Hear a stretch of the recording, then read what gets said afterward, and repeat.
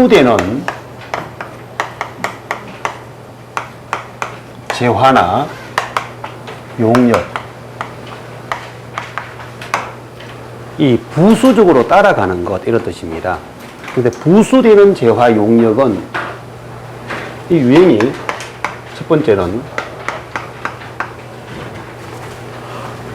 주된 거래에 부수적으로 따라가는 재화와 용역이 나올 수 있습니다.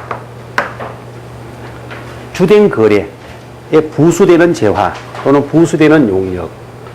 자, 여기에는 이 주된 거래가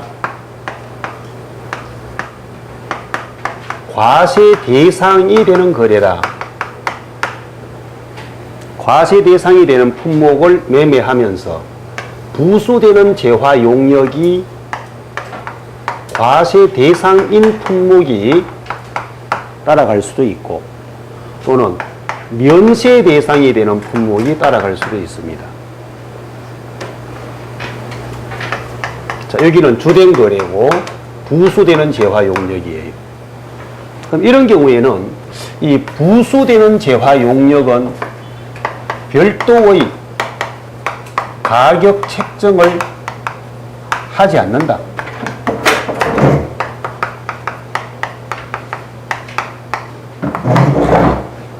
별도의 가격 책정을 하지 말고 전부 주된 거래 이 금액 중심으로 처리를 하면 된다 이거죠. 주된 거래가 과세 대상이니까 전부 과세로 처리를 하라. 자, 무슨 말이냐 하면 우리가 TV나 오디오 이런 것들을 판매한다면 TV, 오디오가 판매가 될 때 부수적으로 따라가는 것은 리모컨 따라가죠. 처음 가서 또 기사들이 설치해주는 설치 비용이 있죠. 리모컨은 부수되는 재화예요. 그 설치해주는 것은 부수되는 용역입니다. 아니면 피아노를 판매한다? 끼워주는 거 있죠. 피아노 의자 부수되는 재화예요. 그리고 또 기사가 와서 설치해주고 조율해주죠. 부수되는 용역이에요. 그럼 이럴 때 이 부수되는 리모컨 가격이나 설치 비용, 뭐 피아노 의자 가격이나 설치 비용은 별도로 돈을 따로 받는 게 아니죠. 원 물건 판매 금액 안에 같이 포함시켜 버립니다. 부수되는 거는 없는 것으로 봐버리라 이거지. 요 금액만 과세 대상으로 보면 된다 이런 뜻이에요. 그리고 주된 거래가 과세 대상이고 부수적인 게 면세 대상인 것, 이것은 면세 대상은 없는 걸로 봐라. 그냥 끼워주는 거다 이거죠. 왜 1000ml 우유 한 팩을 판매하면서 옆에 150ml 하나 붙여놓는 거, 이거 부수되는 거예요. 아니면 자 이렇게 볼게요. 김치 냉장고를 판매하는 홈쇼핑 이벤트를 하면서 김치 냉장고 구매하는 소비자에게는 배추를 30포기 무상 드리겠습니다. 이렇게 할 수 있거든요. 그럼 김치 냉장고 판매 가격이 만약에 120만 원. 배추를 30포기 줬어. 배추 30포기. 배추는 농산물이기 때문에 면세 품목이에요. 그럼 이건 없는 걸로 보고 이것만 과세 대상으로 보아라. 당연한 거 아니겠어요, 그죠? 그런데 이건 아주 당연한 이야기인데 왜 이걸 법에다가 표시를 하느냐? 이걸 표시해 놓지 않으면 판매하는 사람 이렇게 할 수 있어요. 120만 원에 판매했는데 냉장고 값은 20만 원, 배추 값이 100만 원 이렇게 신고해 버리면 20만 원에 대해서는 부가세를 내는 이런 문제가 나올 수도 있다는 거지. 그 어느 것이 주된 거냐 말이에요. 주된 것 기준으로 가라. 자, 120만 원에 판매하는 것 안에는 배추는 그냥 끼워주는 거죠.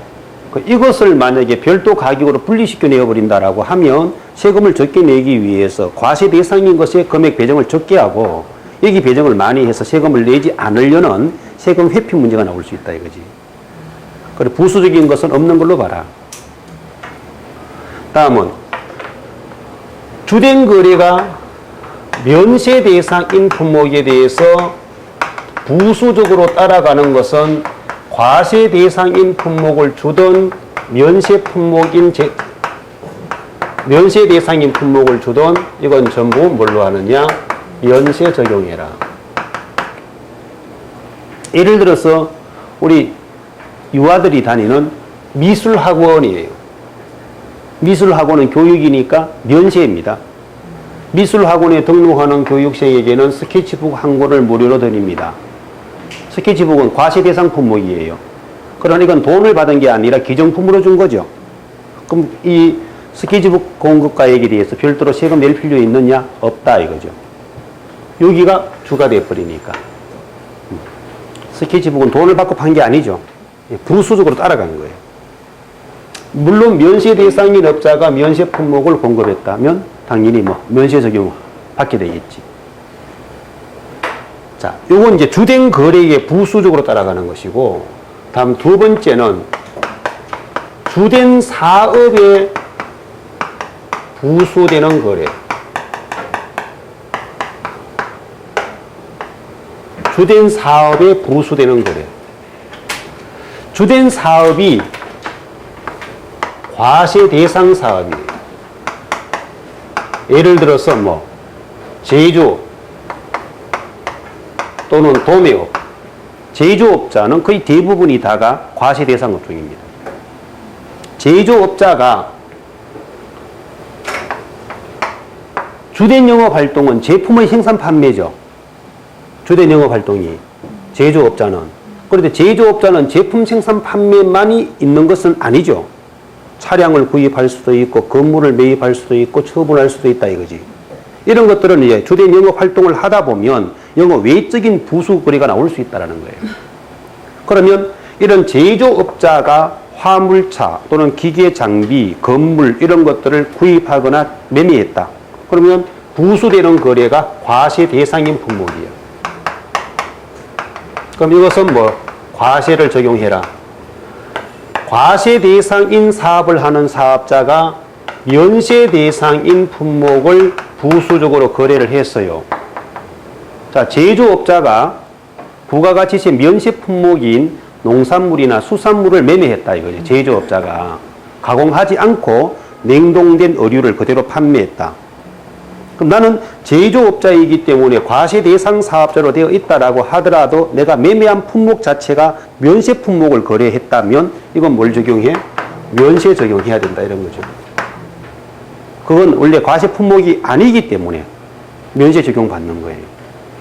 그리고 내가 면세 대상이 되는 사업을 하고 있어요. 면세 사업자가 과세 대상이 되는 품목을 매매했다 하더라도 면세 적용받습니다. 학원 사업자가 학원 안에서 스케치북을 팔았다. 스케치북은 과세 품목이죠. 그러나 면세 사업자가 매매를 하면 이건 면세가 되는 거예요. 자, 우리 여기 학원도 면세 품목이에요. 면세 사업자입니다. 면세 사업자가 컴퓨터 등을 구입했다. 그러면 부가세가 있는 거지만 매입시 공제 못 받게 돼요. 매입 불공 처리하고. 이걸 팔았다. 팔았으면은 세금 거둬 낼 필요 없는 거야. 그냥 계산서 끊어서 매출 면세로 가는 거예요. 면세 사업자는 과세라는 걸 쓸 수 없습니다. 세금을 돌려받을 수도 없고 세금 납부할 의무도 없는 거예요. 면세 사업자는. 그리고 면세 사업을 하고 있으면서 면세 대상이 되는 품목의 거래를 했다면 당연히 뭐가 되겠어요? 면세. 그럼 부가가치세는 결국은 뭐야? 과세 대상인 사업자가 과세 대상인 품목의 거래를 한 경우에만 적용이 된다. 이렇게 봐야 되겠죠.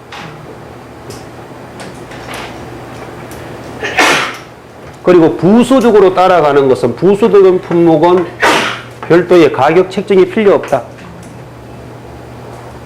부수되는 품목은 그냥 끼워준 것이니까 별도의 세금 신고라든지 매출로 잡는다든지 이런 게 필요가 없다 이거지. 그런데 자 여기에서 이 부수되는 재화 용역을 만약에 독립적으로 별도 거래가 성립할 때는 이게 무슨 말이냐 하면 자 이런 TV나 오디오를 이용하던 소비자가 리모컨이 분실 또는 파손되어서 리모컨을 별도로 구입해 오려고 한다. 별도로 사오려고 한다 이거죠. 리모컨을. 그러면 판매자는 돈 받고 팔겠죠. 우리 리모컨 없어지면 어떻게 하나요? 서비스 센터 가서 돈 주고 사야죠. 이게 별도로 거래가 이루어진다면 이것은 해당 품목의 과세, 면세 여부에 따른다. 그 품목이 과세 품목이라면 과세 적용해야 되는 것이고, 그 품목이 면세 대상이라면 면세 적용하는 것이다. 이게 부수적으로 따라갔을 때는 주거래 이것만 기준으로 해서 회계 처리하고 세금 신고하면 되는데, 이 부수적으로 따라가는 게 부수적으로 따라간 게 아니라 별도의 독립된 거래, 리모컨만 따로 판매했다. 아니면 왜 집을 이사하면서 피아노를 옮기는 것과 그리고 설치 조율하는 것을 피아노사에 별도로 부탁해서 했다. 그럼 따로 돈 줘야 되죠. 그것은 부수적인 게 아니고 뭐예요? 독립된 용역의 공급이 되는 거지. 따로 신고를 해야 된다 이거예요. 피아노를 판매할 때 그 판매 가격 안에 포함되어서 설치라든지 조율해 주는 것은 부수되는 걸로 가버렸잖아요. 피아노 판매 가격 안에 같이 들어가 버렸지만 나중에 이사할 때 이럴 때에 가서 별도로 피아노 조율사를 불러서 설치하고 조율했다. 따로 돈 책정해 줘야 되죠. 그건 부수적인 게 아니잖아. 그 용역 자체가 별도의 독립된 거래니까 그건 따로 과세 대상을 적용한다. 그래서 이제 여기에 부수되는 거래라는 것은 주된 사업에 부수되는 거래는 일시적이거나 우발적인 거래일 때죠. 그죠? 일시적, 우발적 거래.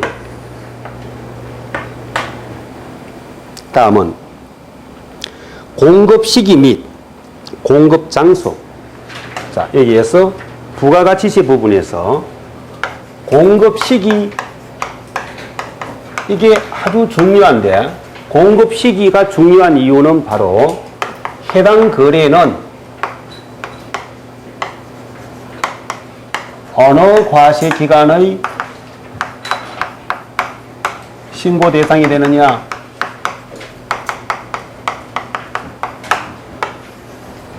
자, 우리 물건을 매매하면은 계약하는 단계가 있고, 중도금 줄 수도 있고, 잔금 줄 수도 있고, 또 인수 인도하고, 나중에 또 할부로 매매할 수도 있고, 거래 유형이 다양하죠.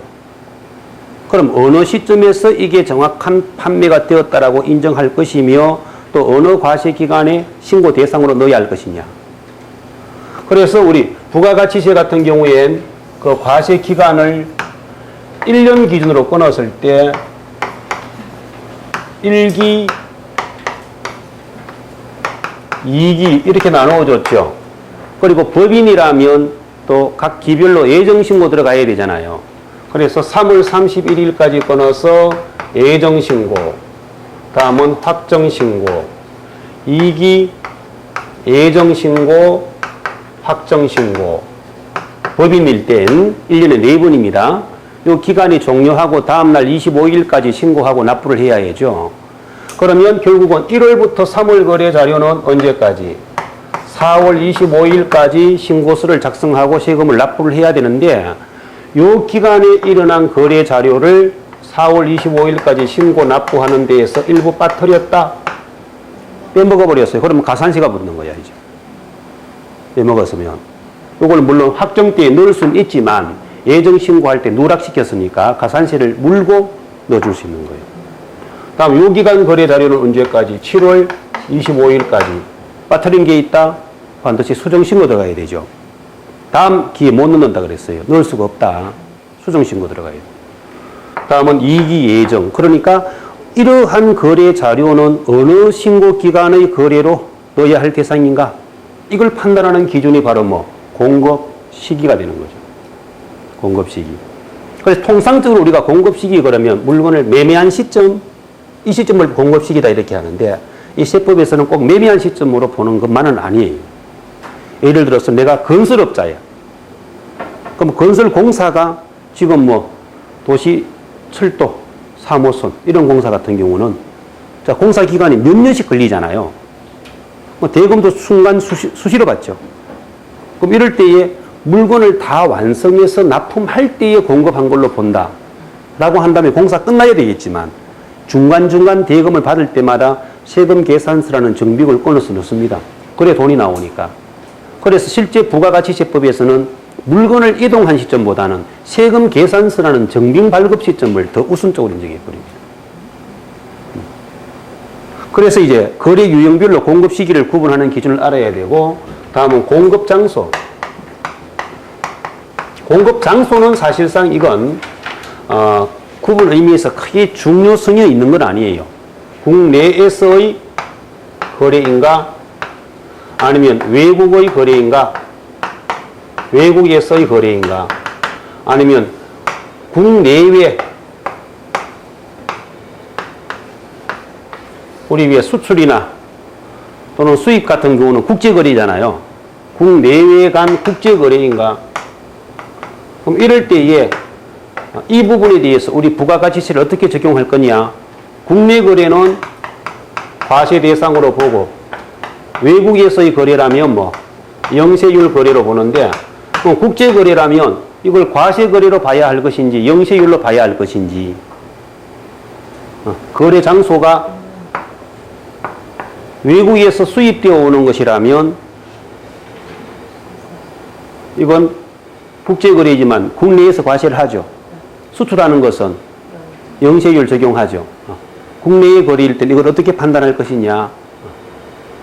자, 그래서 공급 시기 및 공급 장소는 재화 용역의 공급 시기는 어느 과세 기간에 기속되었는가를 결정하는 기준이 되는데, 공급 시기가 도래하면 공급자는 거래 상대방에게 세금 계산서를 발급해야 한다.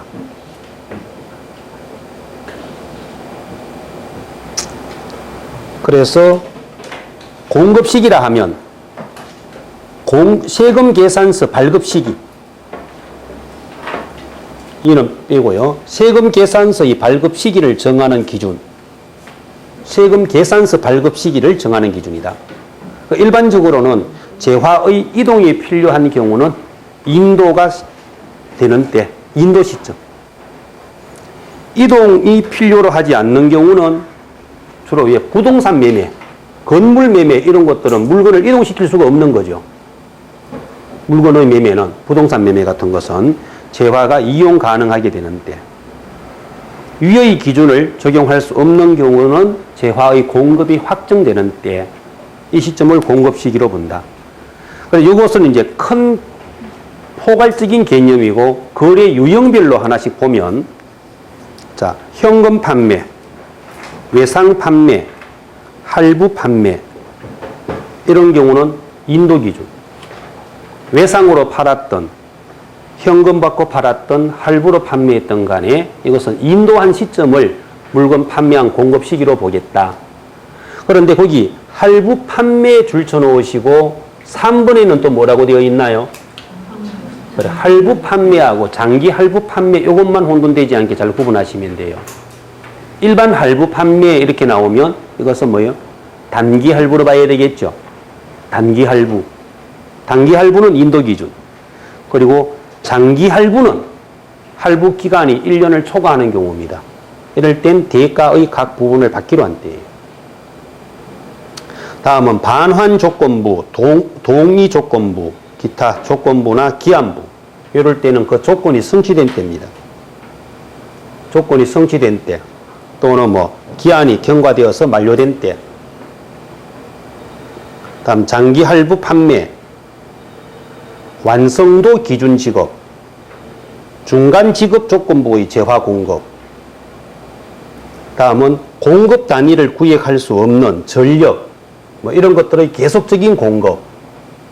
자, 우리 전기 같은 경우에는 봐요. 보통 5월에 사용한 전기 요금에 대한 고지서는 언제 나오죠? 6월에 나오죠. 이 전기는 공장이나 가정에 계속적으로 공급을 해주고 있는 상태이기 때문에 공급 시기를 언제로 끊을 것이냐. 이것은 이제 그 세금 계산서를 발급하는 기간 단위 구분에는 기준이 있어요. 그 기간 중심으로 가겠다. 다음 재화의 공급으로 보는 가공. 이것은 왜 우리 회사가 도급 하청받아서 제품을 만드는데 자재를 우리 회사가 직접 구매해서 만들어 납품한다면 재화 공급이죠. 이것은 인도되는 때. 다음은 간주 공급인 자가 공급, 개인적 공급, 사업상 정년은 사용 소비된 때. 폐업 시 잔존 재화는 폐업한 때. 무인 자판기, 이게는 자판기에서 현금 인치한 때. 수출은 선적일, 또는 우리 선박, 배에 서 있는 것은 선적, 항공기에 서 있는 것은 기적, 이렇게 합니다. 그래서 선적일 또는 기적일, 이 시점을 이제 공급 시기로 본다. 다음은 이것은 재화 기준이에요. 공급 시기 이런 것들도 시험에 자주 나오는 내용들이거든요. 이거는 뭐 참고로 몇 번 읽어보시면은 이만큼 다 구분할 수 있을 거예요. 앞에의 내용이나 뒤에 시기를 판단하는 게 거의 비슷하게 돼 있어요. 할부 판매, 장기 할부 판매 이런 것들만 좀 주의해 주시면 돼요. 다음은 용역의 공급 시기 및 공급 장소. 자, 재화는 보통 물건의 매매죠, 그죠? 소유권 이전된다든지 물건의 매매고, 용역이라는 것은 서비스, 용역 제공이나 아니면 재산을 임대하는 것, 재산을 빌려주는 것, 건물 임대, 부동산 임대 같은 것도 용역의 공급에 속합니다. 빌려준 것. 그래서 일반적인 경우는 영무 제공이 되거나 시설물 권리가 사용되는 시점, 통상적인 공급은 영무 제공이 완료되는 때. 자, 예를 들어서 내가 어떤 집 하나를 수리하기로 계약을 했다 이거죠. 그러면 그 용역의 공급 시기는 언제로 보느냐? 수리가 끝난 때, 아니면 내 옷을 세탁소에서 세탁을 맡겼다. 그럼 이럴 때는 공급 시기는 세탁물이 완성된 때가 되겠지, 그죠? 그래서 영무 제공이 완료된 때다 이거죠. 세탁을 다 해준 때 말이죠. 완성도 기준 직업, 중간 직업, 장기 할부 조건부 이런 것은 대가의 각 부분을 받기로 한 때. 내가 건물 공사를 하는데 도급 받았어요.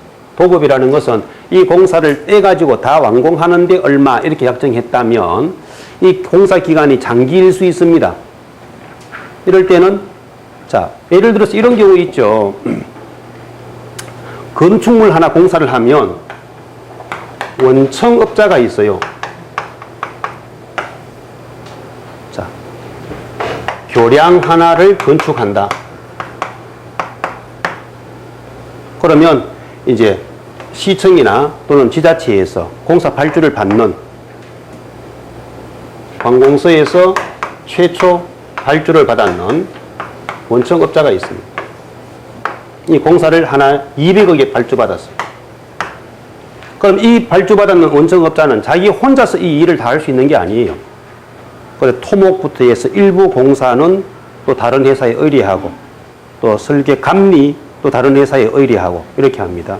그럼 만약에 원청업자가 200억 발주받았는데 이 중에서 설계와 공사가 정상적으로 진행되는지의 감리, 요것을 이제 A라는 건설에다가 외주를 주는 거죠.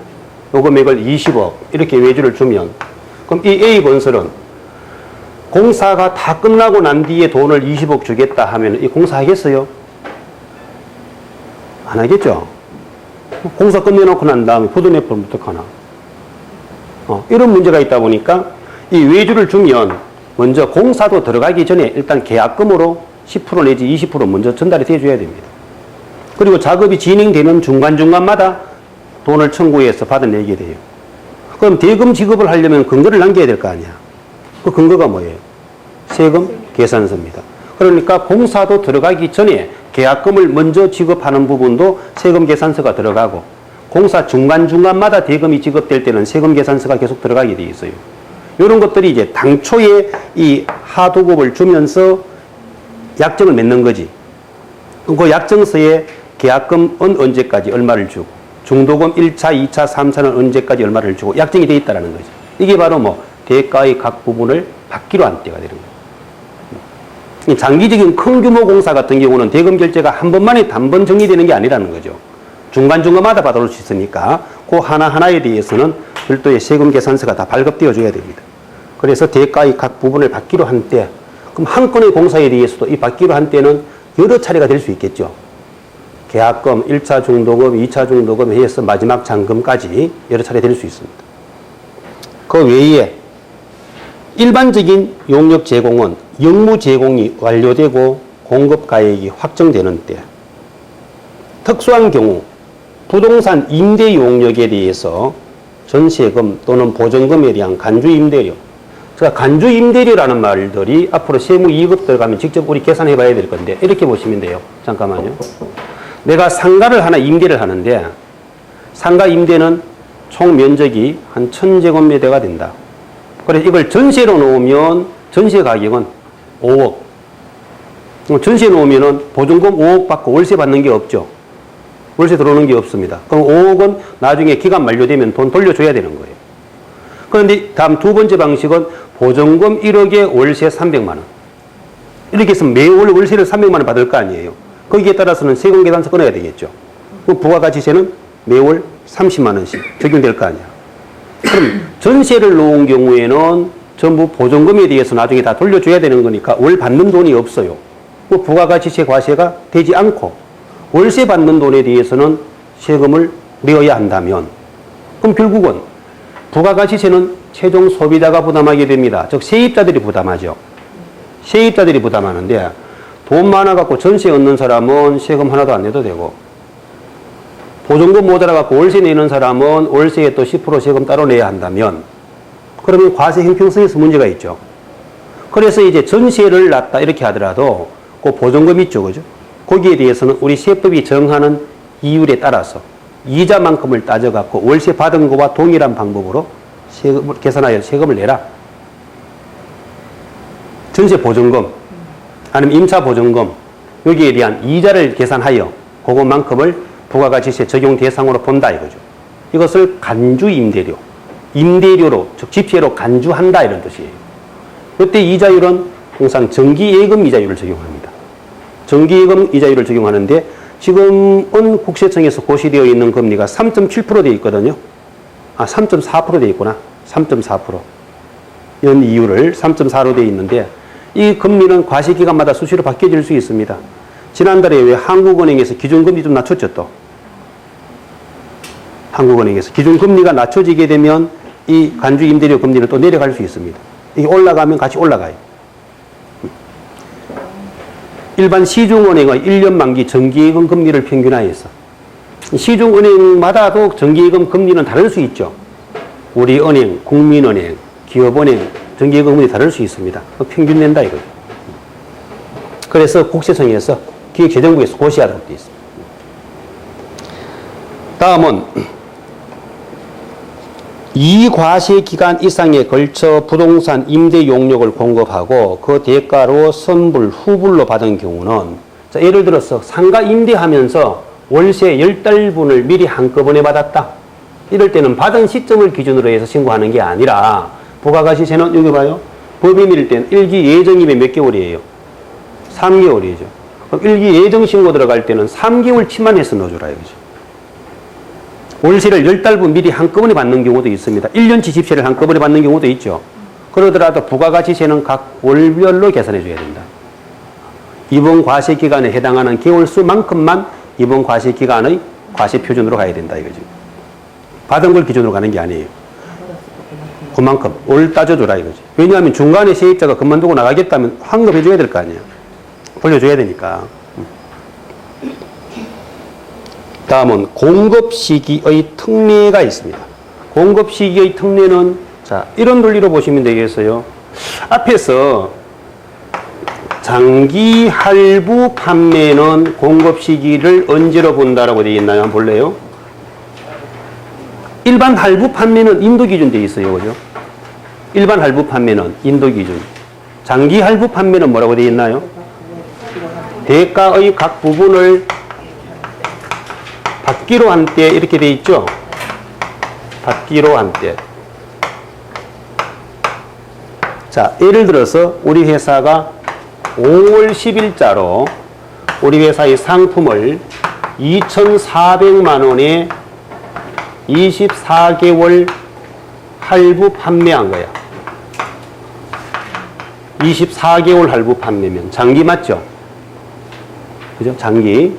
그러면 5월 10일 한 번 받았어. 100만 원 받았고 6월 10일 100만 원 받겠지. 그러면 6월 30일까지 해서 1기 과세기간 끝나잖아요. 7월 25일까지 신고하는 것은 과세 표준은 200만 원에 대해서 신고 들어가면 되는 거지. 됐나요? 다음은 7월 10일 100만 원 됐고 7월 31일 폐업해버렸어. 장사 그만하겠다 이렇게 돼버린 거지. 폐업해버렸다면 그러면 할부금 과세 표준 신고 몇 번 들어갔어요? 5월, 6월, 7월 세 번밖에 안 들어갔잖아. 그죠? 그럼 이거는 7월 10일이 한번 도래해 왔는 거고 앞으로 할부금 돌아올 거 몇 번 남았어요? 21번. 요거는 요 날짜에 전부 과세 표준으로 다 들어가야 된다. 요거 100만 원까지 합하면 얼마예요? 2,200만 원. 앞에 얘기했어. 200만 원 했으니까. 나머지 2,200만 원은 폐업일이 속하는 과표 신고할 때. 자, 폐업일 이전에 공급한 것이 과세 표준의 공급 시기가 폐업일 이후에 도래하더라도 이건 폐업해버리고 나면 더 이상 사업하지 않는 사람이 되니까 나머지 미도래된 기간 21번은 폐업하는 시점에서 전액을 다 내야 됩니다. 이게 이제 그 공급 시기 특례의 첫 번째입니다. 폐업 전에 공급한 재화, 용역의 공급 시기가 폐업일 이후에 도래하는 경우는 그 폐업일을 폐업 전에 공급했잖아요. 공급했고 공급 시기는 폐업일 이후에 도래한다 이 말이에요. 이럴 때는 폐업일에 그 미도래된 기간만큼을 전부 과세 표준으로 신고를 해야 한다. 다음은 두 번째, 사업자가 공급 시기 도래 전 세금 계산서 또는 영수증을 교부한 경우, 이건 조금 전에 이런 경우입니다. 봐요. 설계나 감리, 그러면 설계를 해주거나 감리를 직접 해줬을 때가 공급 시기인데, 이 원청업체에서는 계약금 2억을 미리 주려면 여기에서 세금 계산서 먼저 요구할 거 아니야. 아직 공사도 들어가기 전에 성금을 받기 위해서 세금 계산서를 미리 끊었다. 일은 전혀 하지 않은 상태죠. 그렇지만 세금 계산서를 발급한 그때를 공급 시기로 보아서 부가세 신고를 해줘야 한다. 공급 시기 도래 전, 이 말은 아직 일도 하지 않은 상태에서, 즉 물건도 넘겨주지 않은 상태에서 전체 거래에 대한 계약금 등의 돈을 미리 주고받으려면 세금 계산서가 먼저 발급될 수 있는데 그건 정당한 세금 계산서로 봐야 된다는 거지. 그 발급한 시기를 공급 시기로 본다. 그 회계 처리할 때는 그럼 판매자 입장에서는 세금 받겠죠. 부가세 예수금하고 일은 하지도 않은 상태에서 돈을 미리 받았어. 이거는 선수금 잡아줍니다. 선수금. 다음은 재화 또는 용역의 공급 장소는 통상적으로 이건 국내 거래인가 국외 거래인가를 구분하는 기준이 됩니다. 그래서 재화의 공급 장소는 이동이 필요한 경우는 이동이 개시되는 장소. 자, 물건을 매매한다면 이제 이동, 출고되는 쪽, 출고되는 장소. 이동이 필요로 하지 않는 경우, 주로 부동산 매매나 부동산 임대 같은 것들이에요. 이동을 필요로 하지 않는다면 이런 경우는 공급 시기에 재화가 소재하는 장소. 용역의 공급, 영무 제공되거나 재화 시설물 권리가 사용되는 장소. 자, 부동산 임대, 그럼 부동산이 있는 장소 이 말이죠. 그리고 국내외에 걸쳐 용역이 제공되는 국제 운송 같은 경우는 탑승, 화물이 적재되는 장소.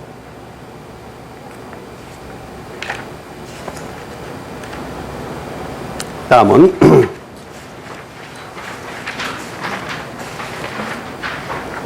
영세율과 면세입니다. 우리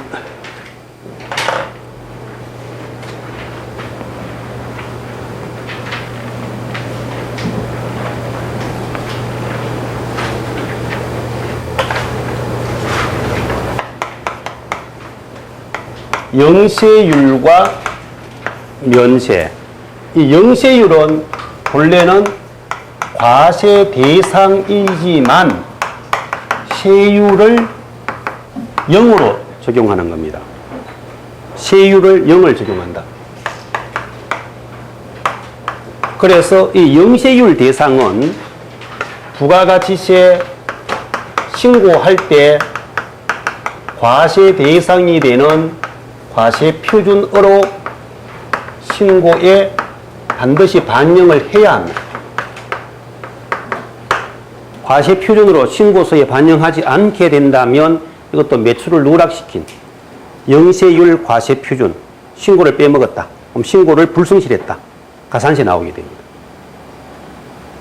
영세율은 과세 대상이지만 세율을 0으로 적용하는 주로 수출, 그리고 국외에서 제공한 용역, 이런 것들은 수출에 대한 대외 경쟁력 강화, 이를 목적으로 하는 것이 이제 지원 제도가 영세율이 됩니다. 그래서 교재 한번 볼까요? 영세율은 일정한 재화 용역의 공급에 대하여 0의 세율을 적용함으로써 공급자의 부가가치세 부담을 완전히 면제시켜주는 제도다. 그래서 영세율을 적용하는 목적은 국제적 이중과세 방지.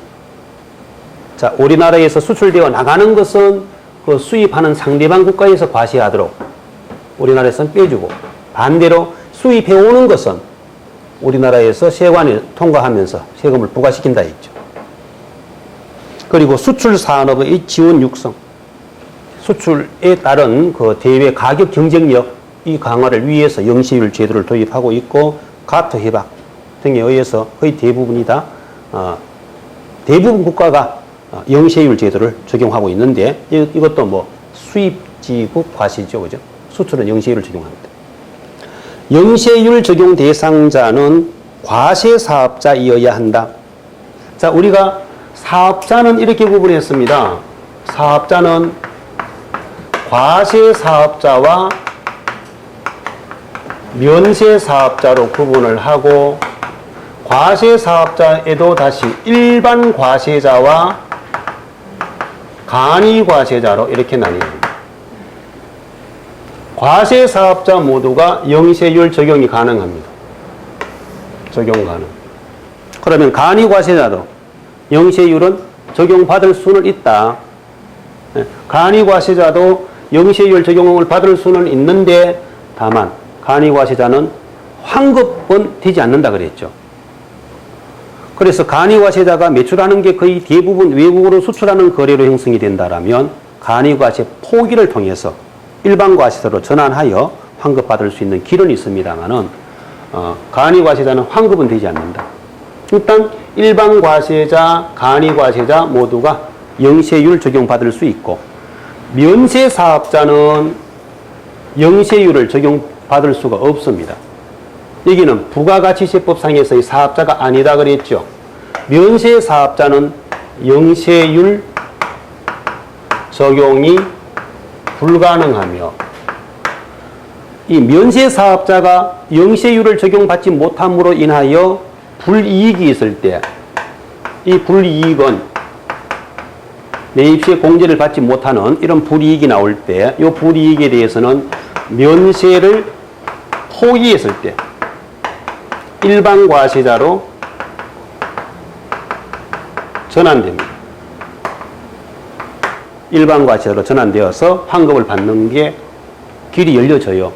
이런 것들도 세부적인 사항은 우리가 세무 중급 단계에 들어가서 보도록 하고요. 이렇게 면세 포기에서 일반 과세자로 전환되어 버렸을 때는 다시 면세로 돌아오는 것은 3년 이내에는 재변경이 불가능합니다. 3년 이내에는 재변경할 수 없다. 다음은 영세율 적용 대상 거래. 영세율은 원래 매출한 자료에 대해서 부가가치세를 거두어내야 될 의무가 있는 것이지만 세율을 0 적용해버리니까 세금을 적용하지 않는 거죠. 그래서 수출하는 것. 국외에서 제공하는 용역. 왜 우리나라 건설 사업자들이 해외 건설 따가지고 공사하는 데 많이 있죠? 이런 것들. 선박, 항공기의 외국 항행 용역. 우리 왜 대한항공 또는 아시아나항공 같은 경우에 국제선 요금 있죠. 탑승권 끊으면 국내선은 대구에서 제주 간다. 이렇게 하면 그 항공기 발매하면 부가세 10% 따로 붙습니다. 그러나 국제선은 부가세가 없어요. 국제선을 부가세 적용해버리면 대한항공 요금이 비쌀 거 아니야. 그럼 뭘? 다른 외국 항공기 이용해 버리겠죠. 이렇게 해서 이제 선박 항공기의 외국 항행, 그 외 기타, 외화 획득을 위한 재화 용료. 다음은 조세 특례 제한법상의 영세율 적용 대상 거래, 5번 요거 있죠. 여기는 국내 거래인데도 영세율이 되는 게 있습니다. 영세율은 원칙은 수출품하고 외국에서 제공하는 건데, 여기 5번 조특법상의 영세율은 주로 도시 철도 건설, 다음은 도시 철도, 다음 항만, 교량 같은 기간 산업 건설, 이런 것들은 거의 대부분 영세율을 적용하고 있습니다.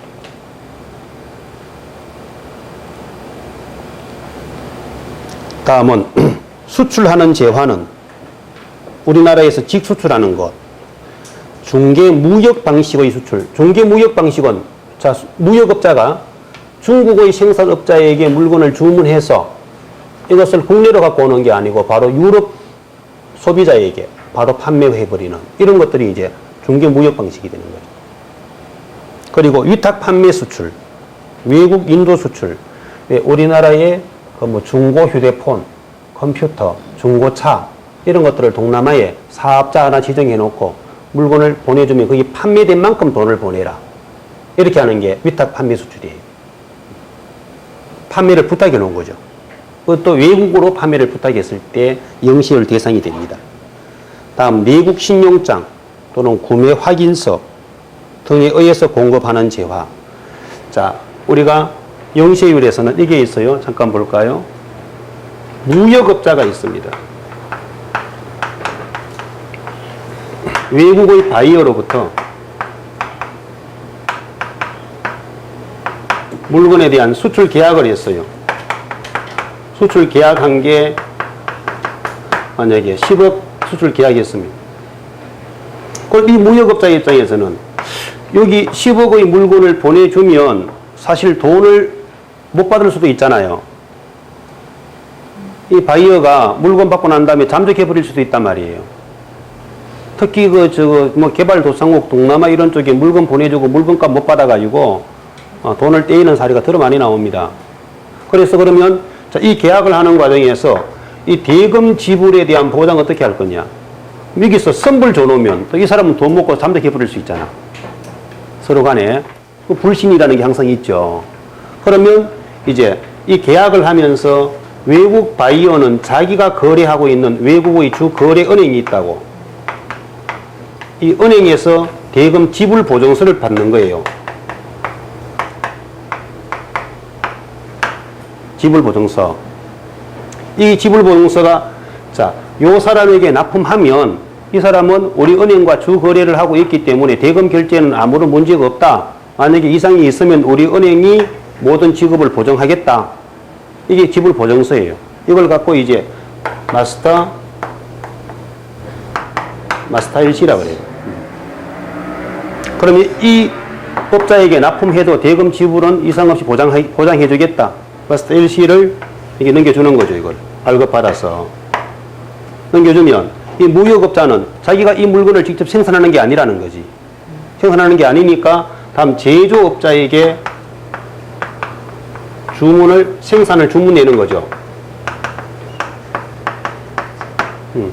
생산 주문 가격이 한 6억쯤 된다. 그럼 이 제조업자는 내 물건 납품해 줬는데 니 돈 안 주고 도망가 버리면 나 어떡해. 이런 문제도 생길 거 아니야. 그러면 이 무역업자는 자기가 거래하고 있는 주 거래 은행이 있다고. 그럼 이 마스터 일시 받아온 거 있죠. 외국 바이어의 마스터 일시 받아왔는 이 놈을 담보로 제공하고 또 LC를 받습니다. 이걸 로컬 LC라고 해요. 내국 신용장. 원 마스터 LC, 원 신용장을 담보로 해서 또 지불 보증서를 끊는 거지. 요 사람에게 물건 납품했는 것에 대해서 돈을 떼인다면 우리 은행이 지불을 책임지겠다. 이게 1차 내국 신용장이 되는 거예요. 그럼 이제 제조업자는 요걸 받아오죠. 그럼 물건을 납품해놓고 나중에 돈을 제대로 결제 안 해주면 누구에게? 은행에게 청구해서 받아낼 수 있는 거예요. 이 사람은 또 어디에? 원자재 납품상에게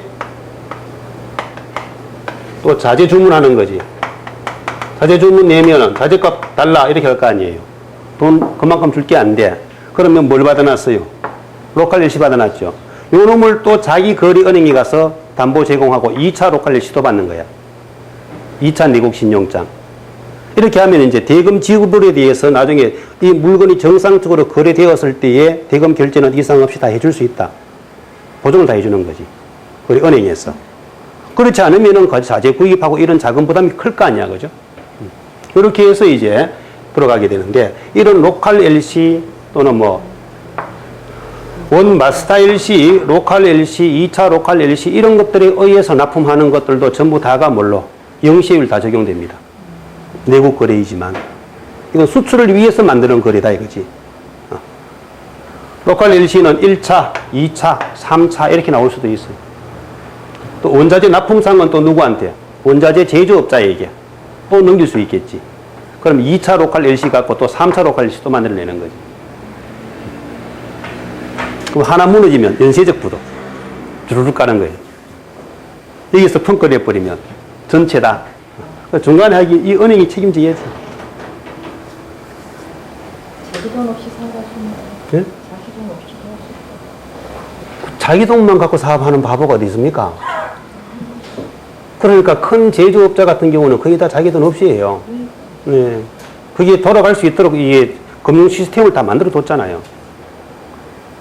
안 그러면 수출, 무역, 금융 지원도 있고, 이런 지원 혜택들이 많아갖고 자기 돈 없이도 다 사업 돌아갑니다.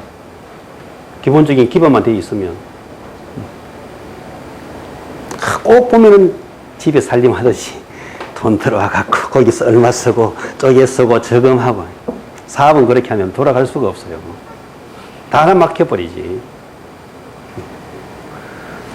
그래서 사업을 하는데 이제 근본적으로 다른 사람의 대출금 이런 걸 쓰지 않겠다 이렇게 사업하는 사람들이 있고, 또 자기 자금이 안 될 때는 다 이런 방법에 의해서 회전을 해갖고 사업을 다 하게 돼 있습니다. 자, 그리고 영세율을 적용받기 위한 첨부 서류로서는 영세율 거래 대상이 되는 것을 증명하는 서류, 이건 수출 실적 명세서나 외화 입금 증명원이나 이런 것들을 이제 첨부를 시켜줘야 됩니다. 자, 이것도 나중에 서류는 우리 세무 2급 중급 단계에 들어가면 이런 서류를 직접 다 만들어 보게 돼요. 됐고, 다음 뒤로 넘어갈게요. 면세입니다. 면세는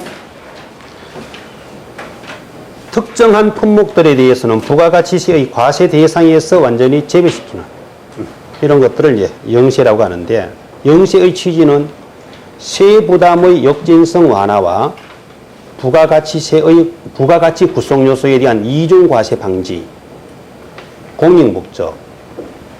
자, 예를 들어서 첫 번째 세부담의 역진성 완화 그랬죠. 부가가치세의 최종 부담자는 누구라 그랬나요? 부가가치세의 최종 부담자는 소비자라 했죠. 부가가치세의 최종 부담은 소비자가 부담을 하게 되어 있습니다. 소비자가 부담을 하는데, 예를 들어서 소비자 A와 소비자 B가 있습니다. 자, 모든 물건을 사서 소비하는 데에는 10% 세금을 적용한다 이렇게 해버린다면, 이 부가가치세가 원래 단일 세율로 10%, 외국으로 수출하는 것은 0% 이렇게 돼 있단 말이에요. 적용 대상은 전부 10% 세금 다 적용해버려요. 그러면 월 소득이 A는 100만 원이야. 여기에 소득이 아주 낮은 계정이니까 이걸 다 써도 생활비에 모자라는 거예요. 그래서 월 소비를 부가세 별도 90만 원 소비한다면, 그럼 부가세는 얼마예요? 9만 원을 부담하는 결과를 가져오죠. 그죠? 그러면 세 부담률은, 내 소득 대비 세 부담률은 몇 퍼센트 됩니까? 100만 원 소득자가 부가가치세를 월 부담하는 금액이 9만 원 나오니까 세부담률은 9%죠. 여기는 월 소득이 1,000만 원이에요. 월 소비 부가세 별도 600만 원 소비를 해. 그럼 부가세는 얼마죠? 60만 원. 그러면 소득 대비 세부담률 몇 프로죠? 6% 아니야. 그럼 금액으로 볼 땐 여기가 많지만 소득 대비 비율로 따져보니까 소득이 낮은 계층이 오히려 세부담률이 더 높아지는 이런 어폐들이 있더라 이거지. 문제가 있더라. 그래서 이제 우리 소득이 낮은 계층에서 필수적으로 생활에 필요한 것들을 소비하는 부분들에 대해서는 부가가치세 과세 대상에서 제외시키자. 면세 품목으로 분류시켜 놓자. 그러면 이제 여기에 소비를 90만 원 했지만 과세 대상 품목은 20, 면세 대상 품목은 70 이렇게 썼다. 그럼 부가세가 9만 원이 아니고 얼마가 되겠어요? 2만 원이 되겠지. 그러면 소득 대비 세부담률은 2% 됩니다.